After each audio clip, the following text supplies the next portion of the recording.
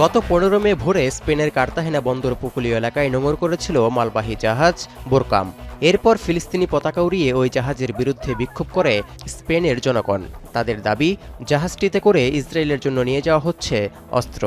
এক পর্যায়ে স্পেন কর্তৃপক্ষের কাছে সন্দেহজনক জাহাজটি পরিদর্শনের আহ্বানও জানানো হয়। এমনকি ইউরোপীয় পার্লামেন্টের বামপন্থী সদস্যরা স্পেনের প্রেসিডেন্ট বরাবর একটি চিঠিতে জাহাজটিকে বন্দরে নোঙর থেকে বিরত রাখার অনুরোধও জানিয়েছিলেন। তবে স্পেন সরকার কোনো পদক্ষেপ নেওয়ার আগেই স্লোভানিয়ার বন্দর কোপারিয়ার উদ্দেশ্যে রওনা হয় জাহাজটি। এতে বিষয়টি নিয়ে সন্দেহ আরও ঘনীভূত হয়। রহস্যময় জাহাজটি নিয়ে অনুসন্ধান চালায় আন্তর্জাতিক গণমাধ্যম আল জাজিরা। এ বিষয়ে কিছু নথি পাওয়ারও দাবি করে সংবাদ মাধ্যমটি, যার ভিত্তিতে জানানো হয় ওই জাহাজটিতে ছিল ভারত থেকে নিয়ে আসা বিস্ফোরক উপকরণ, যেগুলোর শেষ গন্তব্য ছিল ইসরায়েল, যে দেশটির বিরুদ্ধে চলছে গাজায় গণহত্যার তদন্ত। দেশটির আশদুদ বন্দরে নোঙর করার কথা ছিল ওই জাহাজটির, যেটি গাজা থেকে প্রায় ৩০ কিলোমিটার দূরে। এমনকি সামুদ্রিক ট্র্যাকিং সাইটগুলোর তথ্য বলছে জাহাজটি ২রা এপ্রিল দক্ষিণ পূর্ব ভারতের চেন্নাই ছেড়েছে এবং ইয়েমেনের হুতিদের হামলার ভয়ে লোহিত সাগরের মধ্য দিয়ে ট্রানজিট এড়াতে আফ্রিকা উপকূল দিয়ে ঘুরে গিয়েছে। ফিলিস্তিনে দখলদারিত্বের বিরুদ্ধে সংহতি প্রকাশকারী সংস্থা RESCOP জানিয়েছে, জাহাজটিতে ২০ টন রকেট ইঞ্জিন সহ অনেক বিস্ফোরক সরঞ্জাম ছিল।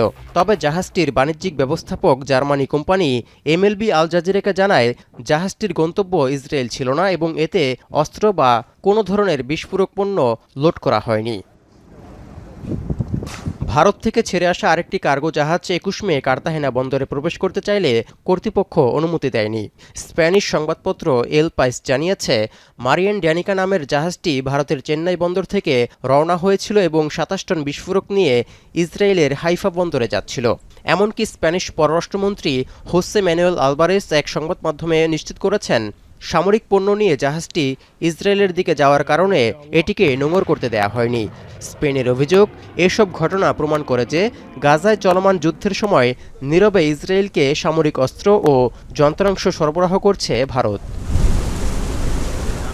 Stockholm international piece research institute SIPRI বলছে, উপযুক্ত তথ্যের অভাবে অস্ত্রের স্থানান্তর হয়েছে কিনা তা নিরূপণ করা কঠিন। তবে ভারত এবং ইসরায়েলের মধ্যে সহযোগিতা বেশ কয়েক বছর ধরেই চলছে। তাই ভারতের তৈরি সমরাস্ত্র ইসরায়েল গাজা যুদ্ধে ব্যবহার করছে, এটা অসম্ভব কিছু না।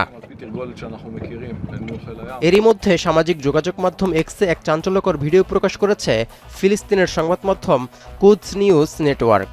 দৃশ্যটি ৬ জুন গাজার নুসেরাত শরণার্থী শিবিরে ইসরায়েলি যুদ্ধবিমান থেকে ফেলা একটি ক্ষেপণাস্ত্রের অংশবিশেষ বলে দাবি করা হয়, যেখানে স্পষ্টভাবে লেখা মেড ইন ইন্ডিয়া।